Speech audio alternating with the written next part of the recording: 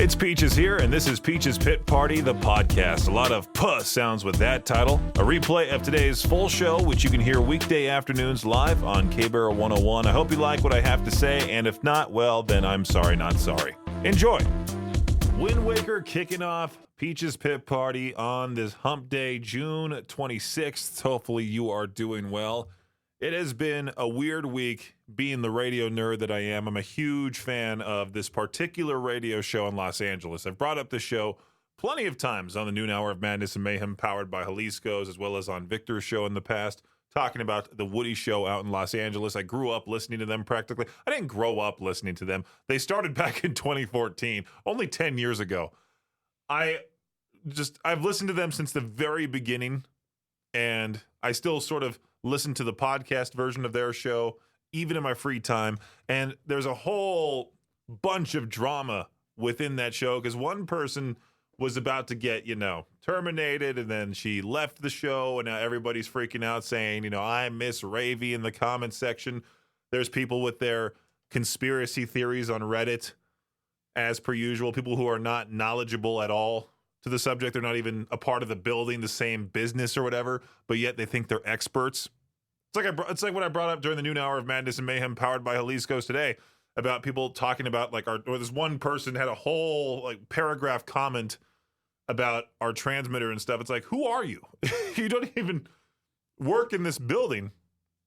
And I do love these so-called internet experts, especially the hardcore fans of that show, going absolutely nuts on Reddit right now, and it's pretty fun to watch. There's another LA radio show called Klein and Alley.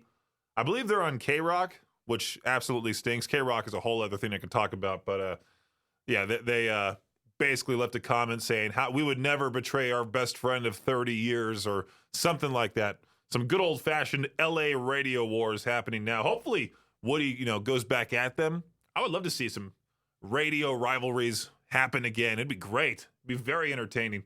I want some station to start talking about me specifically right here in the area. Why not? I'd be all for that. If they do, I'll go right back at them. 208-535-1015. If you want to get a hold of me, it is Peaches Pit Party. That'll continue here in a few with some Green Day, Bad Omens, and more on KBAR 101. Summer, of course, beach time. Well, not necessarily for people who don't leave Idaho whatsoever. I mean, sure, you could fly out and go to California, Texas, maybe Florida, Hawaii, so many options. But as hard as it is to believe, not everyone loves the beach. I myself, I do love the beach to some degree. But if you are one of those people that doesn't love the beach, what do you hate the most about the beach? There's a lot of things. I gotta douse myself in buckets of sunscreen, really. Otherwise, I'll burn out there and I'll come out looking like Bob from VeggieTales, the tomato. Then there's also, I got to walk around in my swimming trunks and with no t-shirt, and nobody wants to see that at all. And I don't want to be that dude that's wearing a t-shirt in the ocean. My friend Matt, he's the opposite of me. He'll do anything and everything. He's from Naples, Florida. Every time we go to the beach when I visit home, he'll be like, Peaches, come out here. And then he'll try to have me go neck deep into the water way out there. And he'll want to go even farther than that, too. He'll be like, let's just keep going.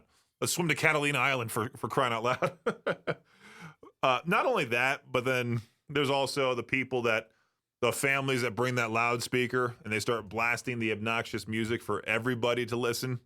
Oh, man. But besides that, the beach is a fun place to go to, especially if you want to tan and relax, I guess. If you think finding a job is hard, I think she's an Instagram influencer. Vera, I'm not even going to try to say this lady's last name. Vera Jikmans. Well, I tried right there. DJIKMANS. She's 23 years old, has how many followers? 5 million Instagram followers. She put out there a boyfriend application, received 5,000 replies. That application itself had dozens of questions, from their work and relationship history to if they have a car. And after going through most of them, she said she found just 3 dudes who she thought were suitable. She went on dates with each of the 3, but didn't find a connection. Isn't that text rough? You get that text late at night. Hey, I'm sorry to break the news to you. our energies were off. They'll say some crap like that, and it's pretty stupid. Vera, who's from the Netherlands, so that's the reason why I could not say her last name. She's from the Netherlands, now lives in London. Probably doesn't have to worry about finding guys to buy her dinner, though, because, she makes about $360,000 per year. Oh, she's on that site, not just Instagram. Okay, now I get it. Yeah, all right. Well, I don't really think any dude wants to, deal with that. I feel like she would be high maintenance 100%. Not to be, mean to this lady that I have no idea how she is in real life, but by the evidence here, 5 million Instagram followers, putting out a boyfriend application, going through 5,000 replies and saying only 3 were suitable. That's just extreme pickiness right there. I do think it's funny, though, that we're treating online dating as if it's Shark Tank. It's like, well, for that reason, I am out. I'm swiping left. The joys of online gaming, you meet random people that you'll never actually see in person. Well, most of the time anyway. This guy, Edward Kane, he's been charged with attempted murder after allegedly flying 1,000 miles to confront a gamer he met online. That's right. He reportedly flew from New Jersey to Florida to approach the victim. He allegedly hit the fellow gamer with a hammer after entering his house through an unlocked door. That is utterly terrifying. Does it say what game they were playing? It just, right here, the victim and his stepfather were able to detain Kane until officials arrived. Kane and the victim may have played a game called, Arch Age Together, where their fight began. Never even heard of this game. I was thinking maybe like Call of Duty, something like that. The victim was hospitalized, but he has since been released. Wow. And then it says here in some sort of statement, I would say, Mr. Kane, it will be a long time before you play video games. Oh, that's from the Nassau County Sheriff, Bill Leeper. Whoa. This guy literally took gamer rage to a whole new level. My buddy Chauncey last night, I'm just sitting there. He's playing, I think it was Valorant, and he was screaming at his teammates, just full on screaming at them, just doing this whole speech. He's got to be careful. Next thing you know, there's another gamer going through your window with a hammer or screwdriver, whatever it may be, going after you. This right here is your Shot Clock Sports Update. The Miami Marlins, they are so desperate. How desperate are they to be able to have fans watch at home that they're giving away streaming to their games? The company that broadcasts their games, Bally Sports, hasn't come to a new agreement with the cable giant Comcast to carry the channel, so the Marlins have struck a deal to give fans 2 free months of the streaming service Bally Sports Plus. The offer runs through July 31st, so a Marlins fan could get to watch the last 2 months of the season for free. Philadelphia Eagles fans had to pay the most for beer during the 2023 season. The average price for a beer was $14.67. Followed, of course, by, I'm not surprised here, the Los Angeles Chargers and Los Angeles Rams at $13.75. The cheapest beer was found at Detroit Lions and Atlanta Falcons games. Both teams suck, so you need a lot of beer to handle one of their games, with an average price of $6.25. The average price for a beer at NFL stadiums was $9.76, a jump of 20% from the 2022 season. Wow, an increase in price there. Who would have thought? And last but not least, here in let's go with golf news, huh? Plenty of amateur golfers like to have a few beers while on the course during a round, but Nick, how do you say this guy's last name? Baines of Detroit found the exact right amount of beer to make his first PGA Tour event.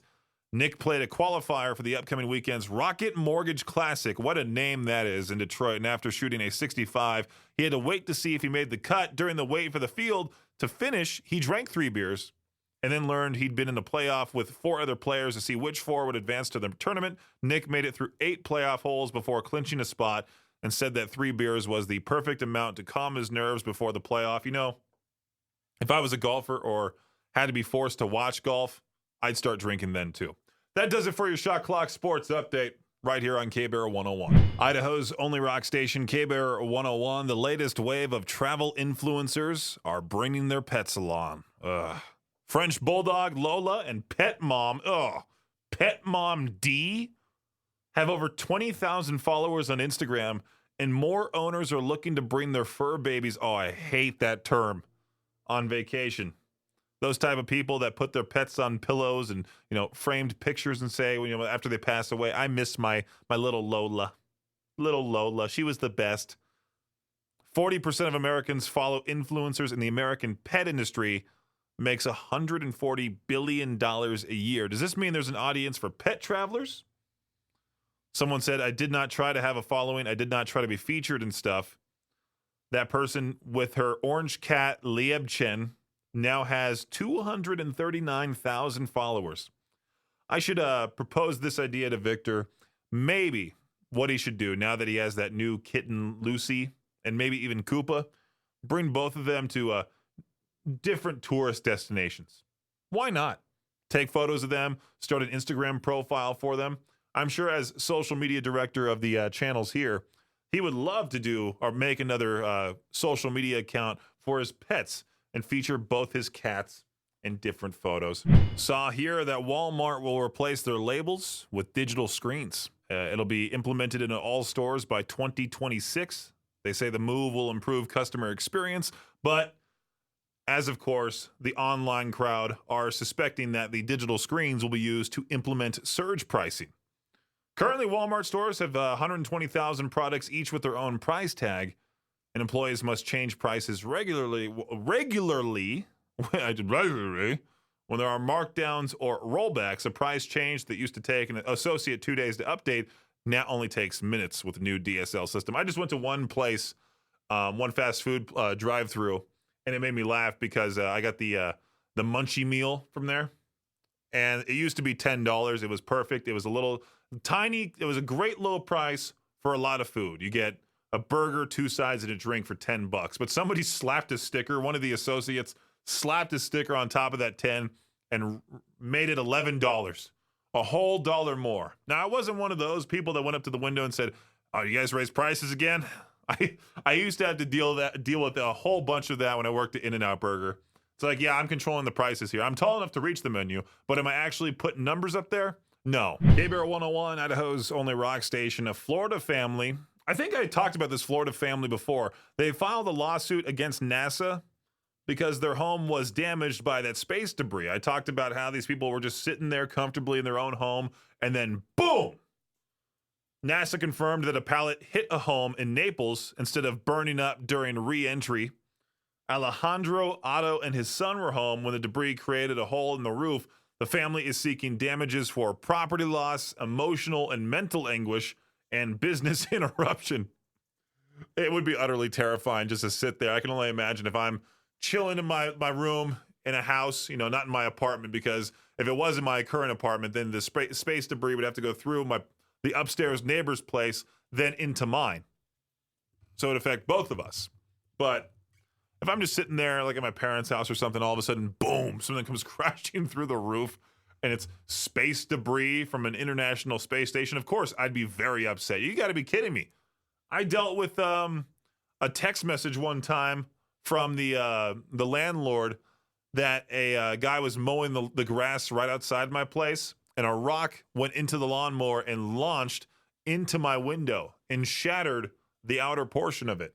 And it took them like 3 days to finally get it replaced. And I had to sit there, I had to live there with this shattered window, and I couldn't even touch the door, anything like that. Otherwise, it would just, completely fall to the ground.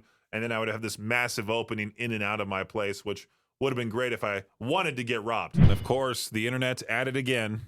The Haktua meme, the girl who did that online. Yeah, her identity has been found. Her name's Haley Welch.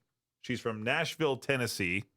No idea how she was tracked by the internet. I'm sure someone said, "Hey, I know her," and then they went onto their profile, saw who that person was following, saw the profile, matched the face to the video, and was like, "Oh yeah." I wonder how many followers she has now on Instagram, or if people are offering her things only because of that one specific moment. There was that fan of the Edmonton Oilers that did a certain thing on cam, that I'm not going to get into detail to. Otherwise, I would get a JPA, a Jade Pucker alert. But she got an offer by a company to model for them after she did that brief stint. So now you're going to get these women are doing that sort of thing at like every sporting event, saying, "Hey, if I do this, I'll go viral. And then maybe I'll get some sort of big time career out of it. Peach's Pit Party only on K-Barrel 101. Oh man, I was just talking about this to my friends yesterday, and now it has popped up. Unsolicited advice, unsolicited life advice in any form, no matter how small or how big it is. Man, do I hate it. A woman said a man stopped her on the street in New York City to tell her that her outfit didn't match. Why? This lady, she's called a TikTok creator. I mean, there's a lot of people out there calling themselves a TikTok creator. She said, I'm not even kidding. This just happened to me right now. This dude just stopped me in the middle of the street, and he was like, listen, I need to tell you this, but your shoes did not match your outfit. I personally do not care about other people's lives at all that much. I care about them, specifically the people, but I'm not going to be, going out of my way to say, hey, pal, why don't you lose some weight? I'll tell myself that more than anything. I'll be like, yep, my shoes don't match my shirt. So what? Well, today I'm actually wearing a bright red t-shirt, my bright red shoes. I already look like a giant tomato. I guess this lady was wearing a white baby doll dress and black loafers with gold detailing. Steph said she assumed the man was joking. And the guy said, no, I'm serious. Shoes are too dressy and your dress is too casual. Who cares? I've been like, leave me alone. You're just, I got 2 words for you. Well, I can't repeat those on the air. Idaho's only rock station, K-Bear 101. Loose change can turn up anywhere. A couch cushion, cup holder inside your car, or at the bottom of the washing machine. But mostly, it ends up in the trash. This waste management company in Bucks County, Pennsylvania, says it has collected $10 million in loose change that was thrown in the trash over the past 7 years. And if you think that's crazy, Americans actually throw away about $68 million a year in loose change, according to environmental science company ReWorld. That's a lot of pennies, nickels, and dimes. It makes me want to go to the dumpster right by my apartment, go digging for those nickels, huh? Right now what I'm doing is that I'm taking cash out and just using cash for most of my expenses. And whatever, like, if I get change back and it's $1 and some change, I'll put it in the center console, then put that in my little crayon bank. Have that be my going home fund, spending money, money for the plane ticket, money for the rental car that I'll have to use for the week. I mean, if I started digging around people's trash cans, there's trash cans in here. I don't think people are throwing away change around this building. That's for sure. Otherwise, I would take it, put it in the Brendan needs to go home fund. All right, not to go environmental on you, but methane from gassy farm animals is a significant contributor to greenhouse gases. And soon, farmers in Denmark will have to pay more in taxes for their farting cows and pigs.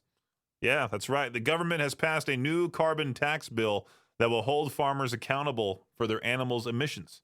The aim is to curb methane and reduce greenhouse gas emissions by 70%. Over the next several years, starting in 2030, farmers will be taxed about $43 per ton of carbon dioxide. The amount, why did I say that as animal? The amount will go up to $108 by 2035.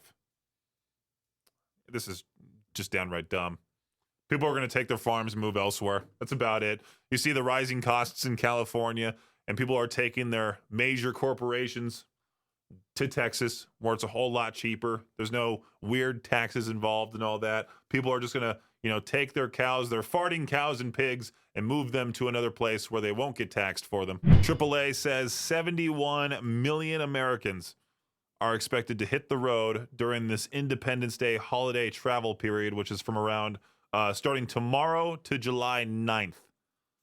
That is a lot of people hitting the road, and I feel like I'll just be doing my usual thing, my usual schedule, driving to work, driving back, stopping by a store maybe. I'm not going to be traveling anywhere besides, going to the Idaho Falls Community Hospital Riverfest, presented by Idaho Central Credit Union, Mountain View Hospital, and, of course, Riverbend Media Group, going to be once again at Snake River Landing in Idaho Falls this 4th of July. I can't believe the 4th of July is already next week. We are almost a week away from the 4th of July. The whole giant gathering. If you're a newcomer to this area, be prepared for a fun show. Yeah, make sure to bring sunblock, water, don't bring your dog, no motorized vehicles, including rental scooters, earplugs for the kids for the fireworks, absolutely. There's also the all-day Stones Kia Kids Zone. Tickets still only $10. I have talked to my parents every year, and said, hey, you should definitely come out for the 4th of July. And for some reason, like, my mom doesn't want to travel. My dad does, but he also, they both run their own business, the trophy store. So they're going to be worried about closing that down for a week to come out and visit me. Most of the time I just want to fly back out there and hang with them, which I plan on doing later next month. Absolutely. I need to take a summer vacation before I go absolutely insane. What a terrible idea this is. Some water fountains are forcing people to watch ads before dispensing more water. Many travelers, they have to refill a water bottle after airport security. But one traveler at Philadelphia's airport found it impossible due to the changes at the water fountain. The fountain now privatized by SodaStream. There's your kicker right there. That's the reason why. Dispenses only 8 ounces of water per minute and then forces users to watch ads before quenching their thirst, is what this thing says. How stupid. I think those speakers at the gas station are dumb. I mute them every time just because it's like, do you want to try get our card to earn extra rewards points when you eat gas station snacks and whatnot? What ads are you going to show on this water fountain? Better yet, how is that going to entice somebody to buy your product? More so, they're going to find it extremely annoying. If I'm sitting there getting water in the water fountain and it stops and then shows me an ad for, I don't know, some sort of company out there, I'm going to go out of my way to never buy anything from that company again, only because they decided to take ads out on a water fountain. Time for To Peach Their Own. I just copied Victor's question from early this morning. I don't know if he talked about it on the show or not, but if someone handed you $1,000 and told you to spend it on a gift for yourself, what would you buy? You can't say, I'd put it in savings and use it for later, or, that sort of thing, or say, well, I think I would donate half of it. Would you really, though? Or are you just trying to look good with your answer? Luckily, I didn't see anything like that in the comment section at all. I did see guns and ammo, a new mattress, a fishing trip for my family and I. Here's my answer. You ready for this? $1,000, plane ticket for a week-long vacation back home. Also get myself the rental car, a nice rental car off of whatever website, and then use the rest of whatever I have left as spending cash. Maybe for like a cool souvenir to bring back, maybe for fun dining experiences out there to sort of treat myself, go out with my friends or whatever. There you go. That's the way to answer today's question. If someone handed you $1,000 and told you to spend it on a gift for yourself, what would you buy? Let me know right now at 208-535-1015. K-Bear, how's it going? Not too bad. Again, thank you for being the first caller and probably the only caller for this feature. Who knows? I'm gonna call you the VI Peach for this one. You ready for this? All right. If someone hands you $1,000, tells you to spend it on a gift for yourself, what would you buy? I'm going to buy myself $1,000 worth of beer. Just simple That'll to the last me point. about a night. Yeah, I just talked about it during my Shot Clock Sports Update that there was, I forgot which stadium out there that was charging $15 per cup of beer. Is that even worth it at that point? Not really. At that point, you should just start smuggling your own in. That's why they came up with those like little plastic flasks that are just like a little bladder. Uh-huh. Yeah, there was a buddy of mine living out in Boise forever. It's how he always smuggled tequila into all the shows, is he would tie it off to his sweatpants drawstring and drop it in his pants and go in. See, I thought you would wear like show up on metal detector and nobody's going to pat you down there. See, yeah, that's a good idea, because usually, when you, I was thinking if you were to try to sneak in like a bottle of whatever beer underneath your jacket, they'll be like, oh, what's that weird lump? And you can just, either yell at them saying, hey, that's a part of me, I was born this way, or, give up the booze there. K-Bear, how's it going? Hey, what's up, boss? Hey, nothing much. If someone handed you $1,000, told you to spend it on a gift for yourself, what would you buy? If gun to my head, I was forced to spend it and not keep it, I'd probably buy some really cool headlights and taillights that I've had my own for my car. They're like custom made by this guy in England, like all handmade and everything. They got like cool light function stuff that they do. A very unique choice. Never would have thought that, that's how you know you're an adult, when you think of headlights and taillights as one of the first choices.